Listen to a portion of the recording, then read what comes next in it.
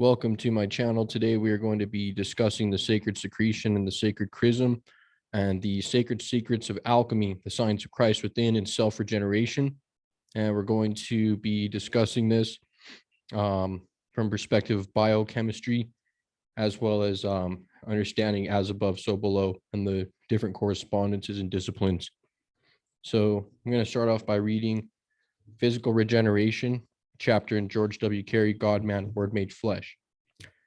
The inner eye, the eye behind the eye, just above and attached to the pineal gland by delicate electric means, light or eye of the chamber. In the Greek, it means the light of the world, the candlestick, wise virgins, the temple needs no light of the sun. If thine eyes be single, thy whole body shall be full of light. And other texts in the New Testament refer to the single eye or the optic nerve, optic thalamus. Let us now search for the oil that feeds this wonderful lamp, the all-seeing eye. Christ Jesus is made to say, I am the light of the world. The word world comes from whirl, to turn as a will, to gyrate. The human body has a certain rate of activity, motion, or whirl. World and light of the world, and the temple that needs no light of the sun or moon refer to the body, temple of God, when there is oil in the lamp. Error is not sanctified by age. It behooves every lover of truth to cast aside prejudice and dogma and find truth. Until we know the meaning of the words Jesus and Christ, we will not understand the Bible, which was written in Greek and Hebrew, translated and retranslated all down through the centuries. Constantine was told by the priest of his time that there was no forgiveness for crimes like those that he had been guilty of.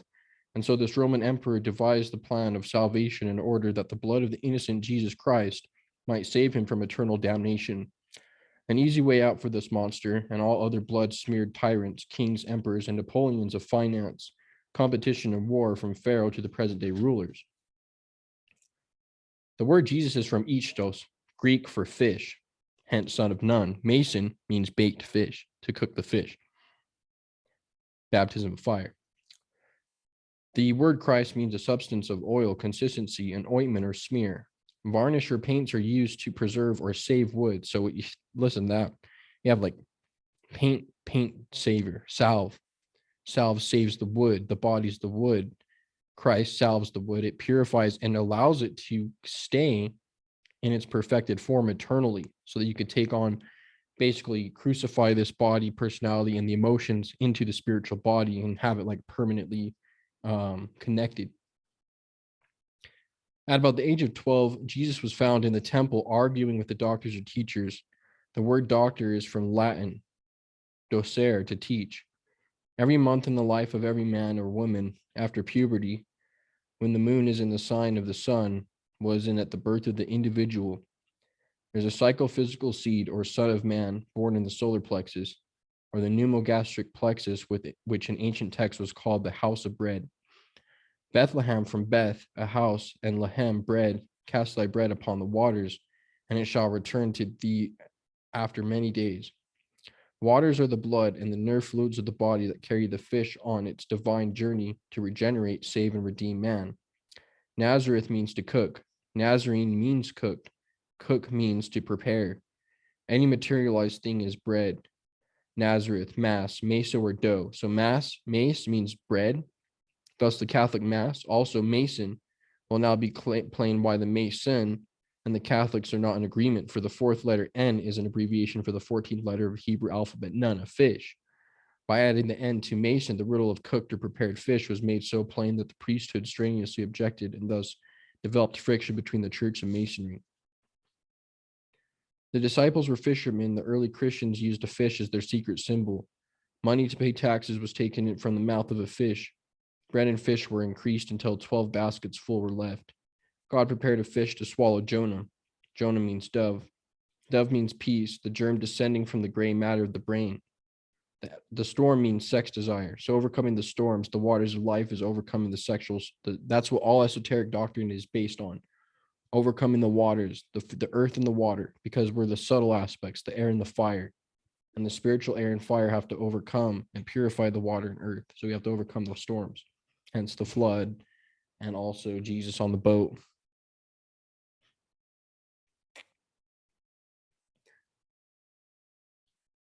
So Jonah means dove. Dove means peace. The germ descending from the gray matter of the brain. The storm means sex to desire. The life seed was thus saved. He that is born of God cannot sin or fall short of knowledge, for his seed or fish remaineth in him. John. The age of puberty is about 12. So mason means cooked fish. So a mason is someone who's regenerating their nerves, their nervous system through semen retention and alchemy. Scientific chastity, sexual white tantra with a partner. Up to that age, a child does not understand moral responsibility. So up until the age of 12, a child does not understand moral responsibility.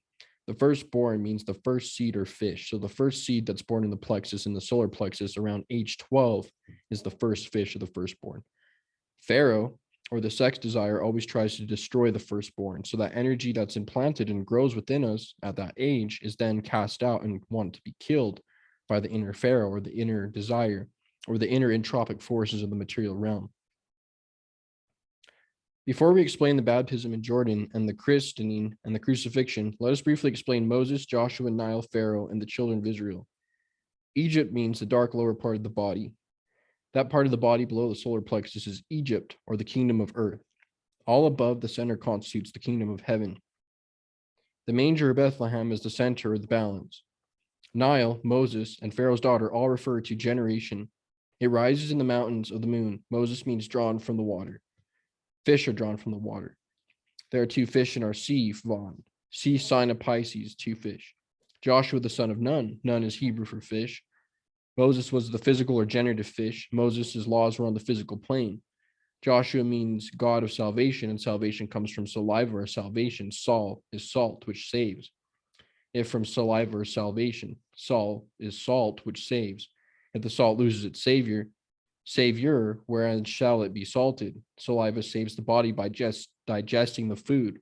That food or sattvic energy becomes a sexual energy, which is then transmuted into the spiritual fire. Saliva is a smear or ointment, and so Joshua compares with Christ as Moses compares with Jesus. Moses died on Mount Nebo. Nebo means understanding. Joshua took the place left vacant by the death of Moses. Jesus was baptized by John in Jordan. The fluids, Christ's substance of the spinal cord, and became my beloved son in whom I am well pleased. The word John or Jonas means soul or fluids of the body, and not the ego or spiritual man. So we have the ego and the spiritual man, which would be the higher self, and the human soul, which is the fluids of the body. These fluids of the body need to be saved. By rising the chrism up the 33 vertebrae of the spine, we essentially permeate and allow this to be permanent. To prevent the loss of the soul and the flesh is the mission of the Son. So there's a mission, there's a purpose behind saving the seed. Jesus, or the Christ, manifested in the Son as the Spirit, the archetypal spiritual being, the first emanation from the Creator, and also manifests in our body biochemically as the Savior, the seed, that once it crucifies, allows the fluids to be maintained intact. The soul of man, the fluids, and then the spiritual man, the ego. He's not referring to the ego as the lower animal aspects in this. He's referring to this as the higher individuality, because we all have eternal individualities. The purpose for incarnating to this world is to save the personality, to save the soul. We already have the spiritual ego. We're already point centers of consciousness. Now we need to crucify ourselves. We are part of ourselves as an eternal being that is non-created. And then we have the part of ourselves that is being created, that is changing, mutable. Krishna and Arjuna.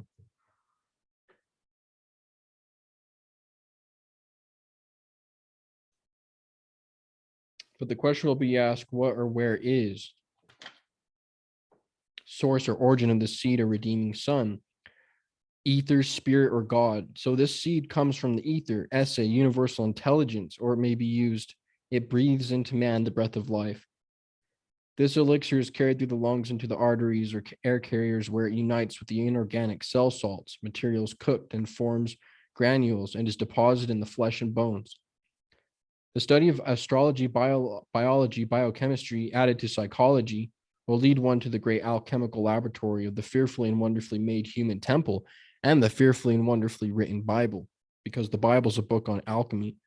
And alchemy has all to do with astrology, biology, biochemistry, and physiology. We have to learn to cross our disciplines so that to know what is happening within is also happening without. All things are ripples and droplets of the one source. Before the Nephite can fully realize the power of the divine eye within his own brain, he must understand the meaning of or, especially in its relation to word and Jordan. So the word or in Jordan, or word, or is gold, not metal, but the precious substance. It's referring to the golden elixir within. Dan is Hebrew for judge, therefore creative power operating through the precious substance produces judgment. The man of good judgment or wisdom. The upper brain is the reservoir of this and is the gray matter or precious ointment or Christ. In the beginning was the Word, and the Word was God. All things were or created by it. The lost word is a symbol of the generative or animal thought eating the fruit of the tree of life, thus destroying or losing the gold or the body. Hiram Abiff, meaning high born, or the seed destined to reach the pineal gland and single eye. Tyr means a rock. By the conservation and transmutation of the sex substance, the pineal gland becomes firm and hard, and is in fable called the rock. The wise man built his house, Beth, or body, upon a rock. So here we have the explanation of Hiram Abiff, Abiff being derived from the word abide, or abid, month. Let's see, it's all about time, cycles, months, weeks, the eternal 12 cycles, 12 months. Hiram Abiff, there are some who will understand, was resurrected during the delay caused by searching for his body. In other words, a month passed and another seed was born, which the candidate for initiation is admonished not to slay. So the initiates were taught in the ancient mystery schools about these seeds, and we are told not to waste the seed, because when you waste the seed exits the body. And within that fire, within that fluid, within the water that's expelled from the body is the fire. The fire is hidden within the water. In the beginning in Genesis, it says that the Spirit of God moved across the face of the waters and then started creating form. The Spirit of God is the fire, and then the waters are the physical, the female aspect, maritime or married. So the fire dives into the waters and the fire mixes with the waters. In the same way, we must do the same thing in ourselves alchemically.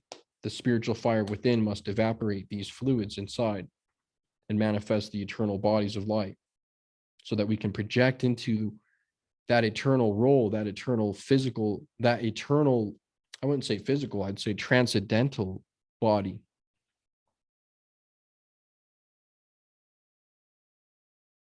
By the conservation and transmutation of the sex substance, the pineal gland becomes firm and hard, and it is in the fable called rock. The wise man built his house, Beth, or body, upon a rock. So here we have the explanation of Hiram Abiff. Abiff is derived from the word abide, month. Hiram Abiff, there are some who understand, was resurrected during the delay caused by searching for his body. In other words, a month passed and another seed was born, which the candidate for initiation is admonished not to slay. The upper brain furnishes all that man contains or is. Jesus was not a savior until he was christed by John in the Jordan. Then he became the beloved Son. Why was the baptism necessary? Because there are two fish. One was Jesus the carpenter, the man. The other, the Christed Jesus, the Son of God. The Christ substance gave the electric or magnetic power to the seed to cross the nerve at Golgotha without disintegrating or dying. To crucify means to add or increase 1,000-fold. When electric wires are crossed, they set on fire all inflammable substances near them. When the Christed seed crosses the nerve at Golgotha, the veil of the temple was rent, and there was an earthquake, and the dead came forth. The generative cells of the body were quickened or regenerated. The crucifixion or crossing of the life seed gives power to vibrate the pineal gland at the rate that causes the light of the chamber to fill the whole body with light and send its vibrations out along the optic nerve to the physical eye and thus heal the blind. Hence the mysteries of the Christ, the spiritual Christ spirit, or the solar being manifested on earth. This is allegorical for him manifesting on earth and healing the blind, because he heals not only our physical sight by regenerating our eyesight nerves, but regenerates our spiritual sight, and we recover from spiritual blindness. when we see things only from the physical perspective, that we lose sight of the eternal truths or the eternal realm.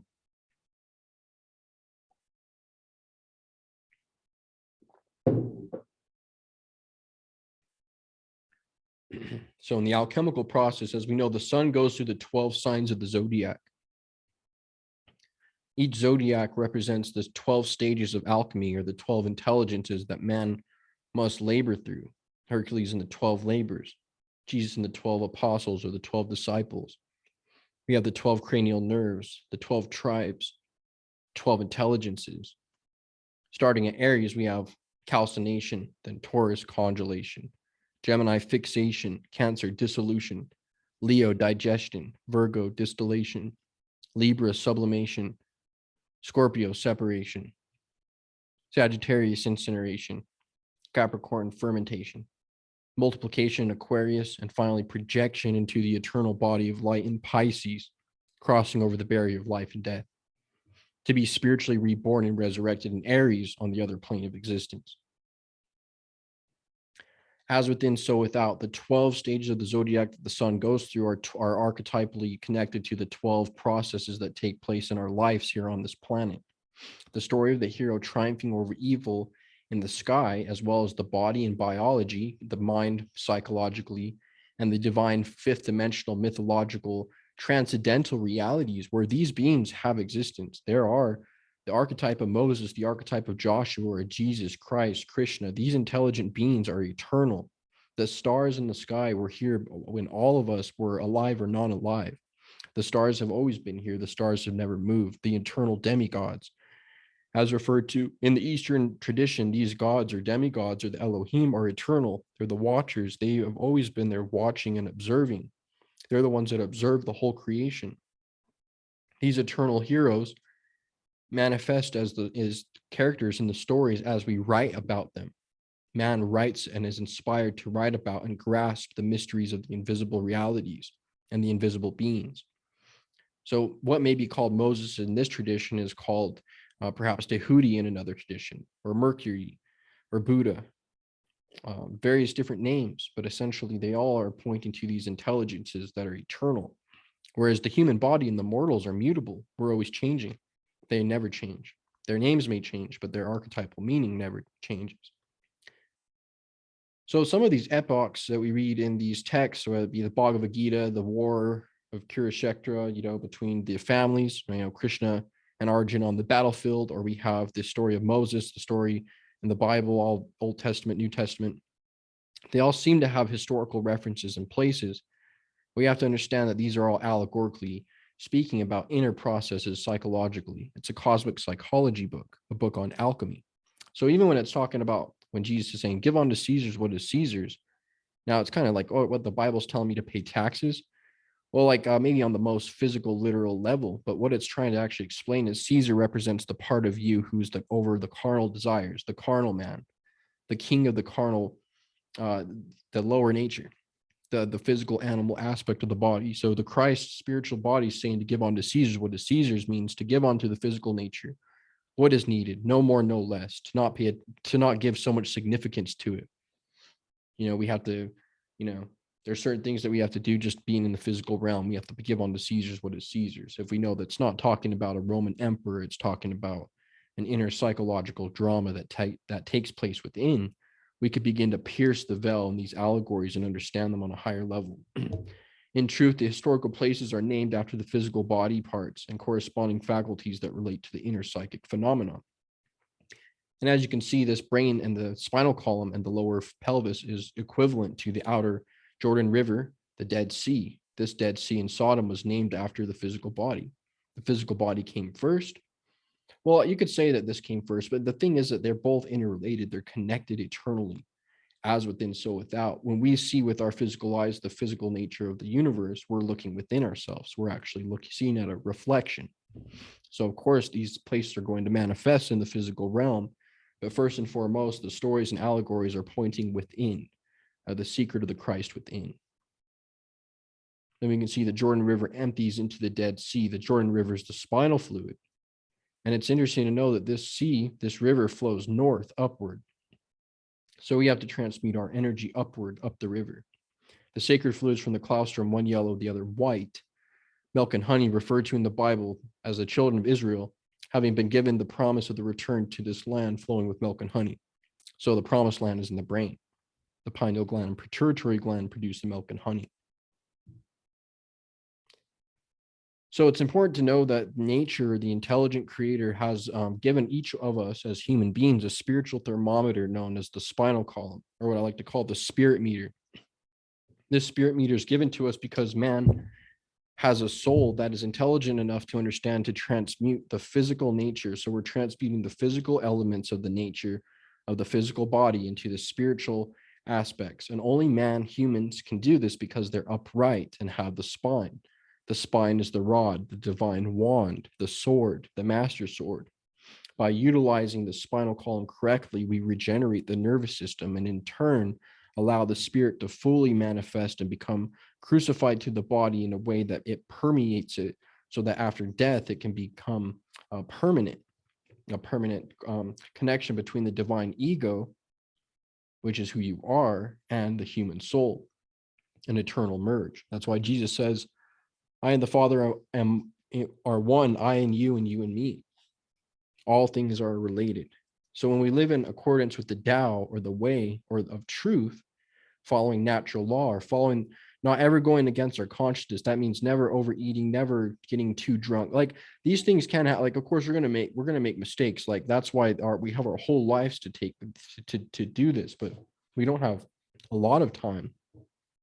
But like, if we've overeaten or got drunk or have expelled the sexual fluid in our past, we can recover that. That's what the stories in the Bible. The prodigal son is someone who's already gone to a point of degeneration and has turned his life around. That is not to encourage that, but to not give up hope that it's never too late to try to acquire to what the creator intended for us to be by utilizing the gift of the human body correctly. Meaning the body is the temple of Solomon, which houses the Spirit of God.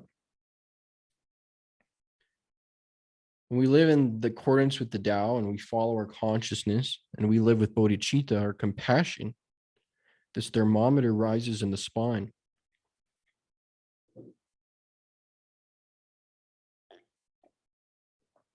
How much different would it be if we were taught from a young age that we had a spiritual thermometer within us and that we could utilize this spiritual thermometer to reach the potential that we were intended to reach? Hidden talents, hidden spiritual insights, hidden memories are revived.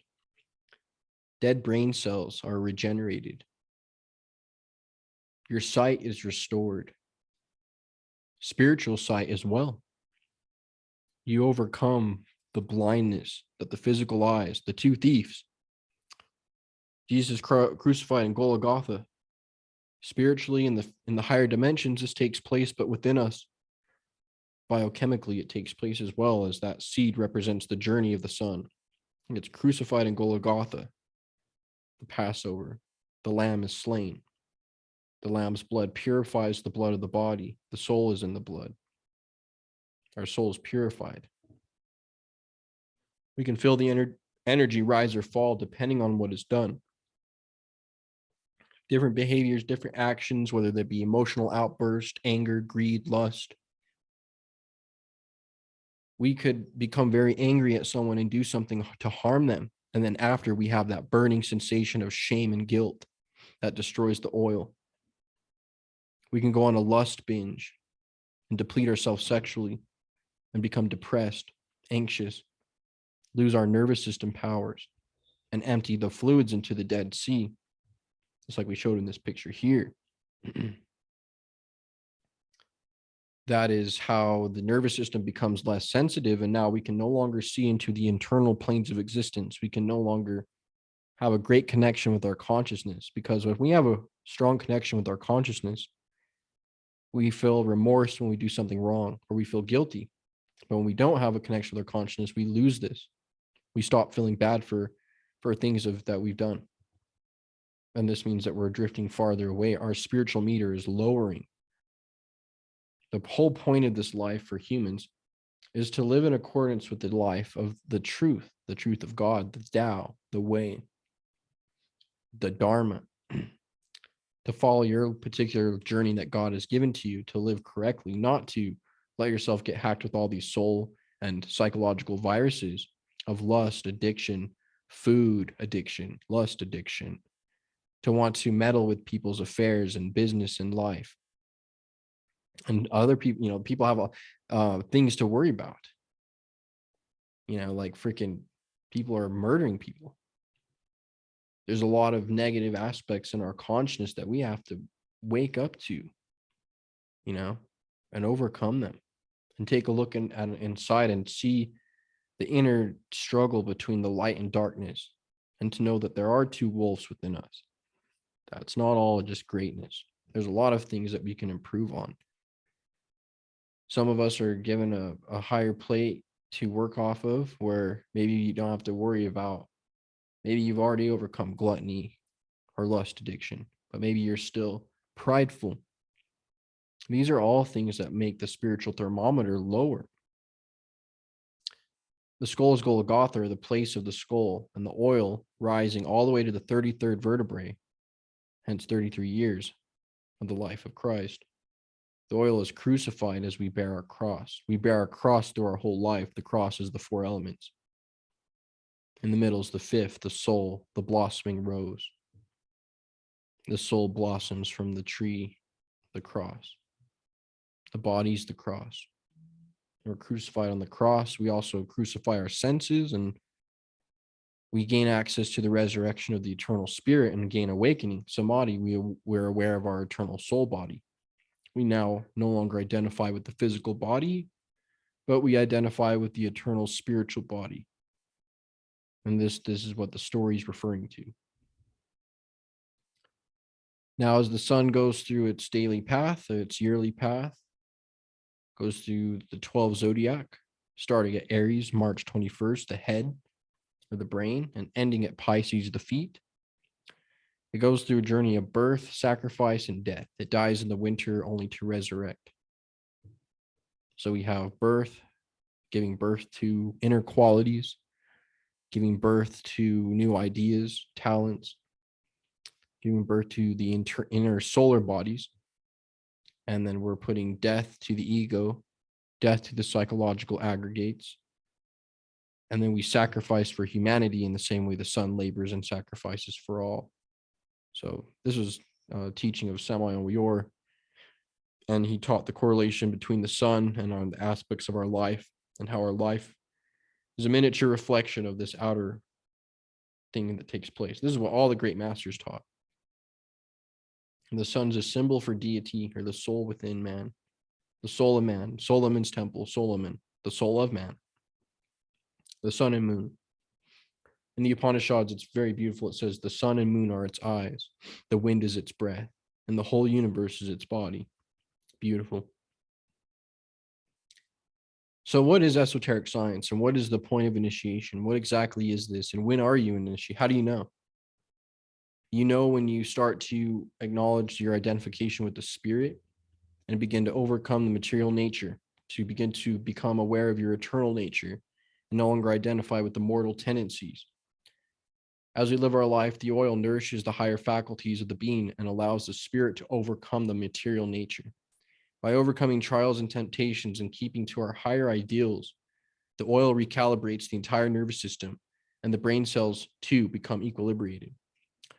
So we always have the master Jesus, the son, being tempted by a fall or winter in the desert or the wilderness, and he's fasting, and the devil says, "Eat, turn this rock into bread."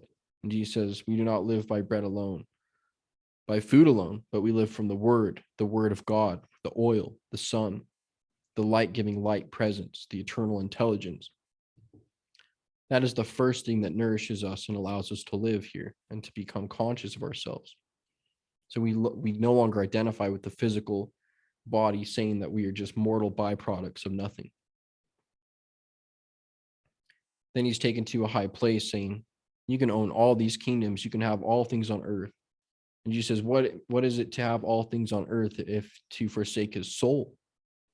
To say to to forsake the yearnings of the senses, the outpouring, the urges, the desires, and to turn inward and to turn the lanterns inward. It's called in the Taoist tradition, turning the light around to the inner master within, the Christ within. And that light will evaporate all the desires of the watery element of the human being, because the human being has been dumped into a physical body, so entombed in matter, and that physical body has fluids within it, and those fluids have desires, soul desires, mixed with animal desires. So the whole point is for the spiritual fiery nature to evaporate those desires and bring them to a center point to overcome the lower nature and to become individualized, individualization, self-actualization, to allow yourself to become fully formed. Instead of just being a divine ego, now you're the divine ego mixed with the human soul, to now have the eternal resurrected body. In the same way the sun rises at 6 a.m., then noon, then declines at Libra, 6 p.m., goes into the underworld, it assumedly dies. What happens? It comes up the next day, resurrection, new body. In the same way, our soul, which is the soul S-O-L, S-O-U-L, and S-O-L, the sun, are similar, because all things are similar. All things above cause all things below, hence have similar attributes and functions that take place. So look for these similarities in all things, because all things are alike. The point of alchemy is to rise these chakras, the 7, Jacob's ladder, starting at the bottom. The seed or the fluid goes to the bottom and must be raised up to 33 vertebrae. Each vertebrae is a trial that man must overcome each month, and nature gives us these to overcome and triumph over. As we triumph, we feel the spiritual thermometer rising. When it's in the solar plexus, we feel the energy and the power. When it's in the heart, we feel bliss and the feelings of being in love with life, with God. We feel in our throat an urge to speak about God or to say truth. And in our eyes, we see God in all beings, all things, all places. And then our crown chakra, we recognize our relation to the creator in this universe. As this fluid or chrism rises through living in accordance by not wasting the sexual fluid, just what we talked about in God, Man, Word Made Flesh, George W. Carey. We have the 7 churches of Revelation relating biochemically to the 7 churches in the body, each one relating to a chakra. When the fluid starts off and overcomes the root chakra, the church of Ephesus, we have control over the earth element and the animal impulses. We become kings of the earth. When it rises to Smyrna, the sacral, we have control over the waters of life. We then walk upon the waters. The Christ walks upon the waters. We are able to overcome the sexual waters, the sexual storm that it talks about. There's always the flood. We have the boat. When Jesus and the fishermen are in the boat and the storm comes and Jesus stills the waters. That's connecting to the seed rising to this to the sacral plexus, the 2nd chakra, relating to that church in Revelation, 7 churches. This is related to the baptism of water as well. We have Pergnanum, the solar plexus, willpower, and telepathy. This is where we receive information from the ether in our environment, and when we rise the fluid there, we activate our willpower and telepathy to be able to receive the messages of our intuition more wisely, and we have increased amounts of energy, almost as if we have infinite energy. When it rises to the next church, the church of Thyatira, the heart, we awaken our clairvoyance and our inner feeling, to feel, to be able to feel truly unconditional love and charity to all beings, to want to look out for others rather than yourself. So we have like a nature of wanting to receive and take, but when we activate the heart chakra, the fluid rises there, it mixes with the fire of Leo. That watery fluid mixes with the fires, and that fire is cooled in the heart and creates the love for the rose cross. And we form chastity. We need chastity in order to reach that. And we gain chastity by overcoming lust, overcoming animal addiction. So to have proper sex. Then the fluid rises to Sardis, the thyroid, which is the throat chakra. And we awaken our clairaudience, or the ability to hear the internal worlds, so that we could just, when we were young, we had access to all of this. The energy was flowing correctly. And we were silent. We were able to talk to spiritual beings within. We could hear the voices and hear the music of the spheres in heaven. And it's said in the higher planes, when we have this access to clairaudience fully functioning, the breeze plays Mozart, the wind plays music, the planets play music, the stream hums. There's a tune in the air. Can you imagine being able to awaken the ability to hear the music of Venus, or to hear the symphony of the planets, or to hear a melody when the wind blows? That'd be so beautiful. And we can awaken these again, because this is what has been taken from us by living in a world where there are entities that are against this. The Creator has created a circumstance where this process can be thwarted. We can get in the way of this process, of this blossoming of the 12 intelligences and the 7 chakras. And the whole point is to overcome those obstacles so that we can gain the power of heaven and earth, and to restore our dominion in the correct way. So then the chrism rises to the Pituitary Gland, the Church of Philadelphia, and we awaken our discrimination. We now understand the difference between good and evil. And as Samuel Onmayor said, to see also the good in evil and the evil in good. On a very subtle level, there could be evil hidden in good actions and good hidden in evil actions. We have to awaken our pineal, or the pituitary gland of discrimination, to be able to see the eternal reality that is above the dualistic polarity of opposites. Sometimes negative things happen to give birth to positive things. Sometimes our struggles and aspects of ourselves that we feel get in the way are what give us the power and experience to overcome. Or sometimes the darkness of our situation we were born into is able to give us the understanding to help and heal others. Everyone is designed with a specific purpose. The nihilists are trying to take away that purpose and say that everything was for no reason. Hence, this esoteric science will be able to save men and women in the age of Aquarius from nihilism and the doctrine of annihilation, meaning there is nothing after death. A lot of the New Age philosophy also coincides with that.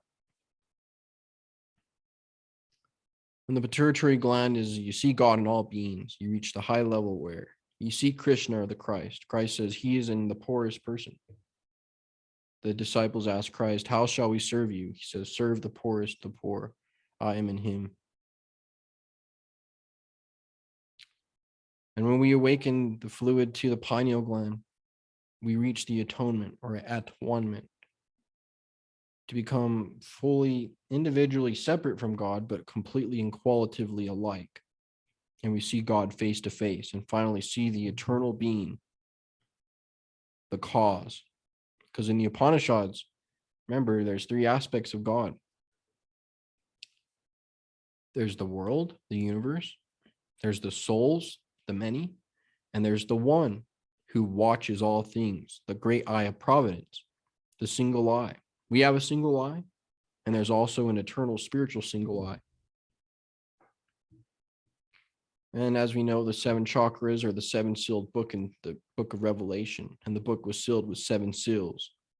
That seal is your spinal column. You are the book of life.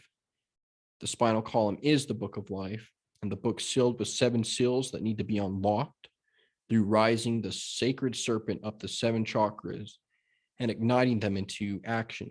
Once it acquires the energy of these 7, it enters the brain and activates the 12 cranial nerves, giving birth to the resurrected master within the 13th nerve.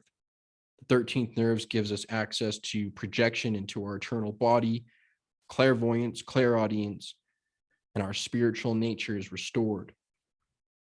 And the secret in Revelation, it says, and they will all sit under their own fig trees in the time heaven comes upon earth. The seed rises to the brain, shepherd's crook. Christ descends into the heart, earth, the green earth. Heart is an anagram for earth and rules over the temple. The Christ rises to the brain and sits in the throne in the heart and rules as a line of the tribe of Judah. This is when the spiritual entity within overcomes all the negative temptations, all of the physical circumstances, and is king and priest of the physical body. The kingdom of heaven is restored. The blood is regenerated. The nervous system is fine and subtle and sensitive to react to the spiritual impulses. There's the marriage of the line, the marriage of the soul and the body, the moon and the sun, the alchemical marriage. The lion and the lamb lie together again. The heart and the mind are in union. There have been people on this earth that have reached this potential. We all have the ability, and with this information, we can get back on the right path. We can follow the Tao, follow the way, and be able to reacquire what has been taken from us, because we haven't been born in the most perfect society that gave us the best chances and opportunities to learn of this sacred science. This sacred science has been hidden from us, and now it's time to teach and to show it. And I'm not perfect at this, there's a lot to learn and a lot to overcome. But if you have the intelligence and the willpower and are able to be studious and to read books and to acquire the knowledge of the ancients, it can help you, because the ancient books, the Upanishads, Bhagavad Gita, the Bible, the Torah, the New Testament, even the stories of Santa Claus, all of these are referring to the resurrection of the sun within, and also to just recognize that the soul is eternal, that we're born in physical bodies, just like the sun's born in Aries. It triumphs and matures into Leo, starts to get old into fall, Capricorn, and finally Pisces, death, and going to the other world, the setting sun, mysteries of the setting sun. We go to the next dimension, experiencing an eternal individualization and eternal progression up the ladder from whence we came. As we descended the 7 planets, so we reascend them.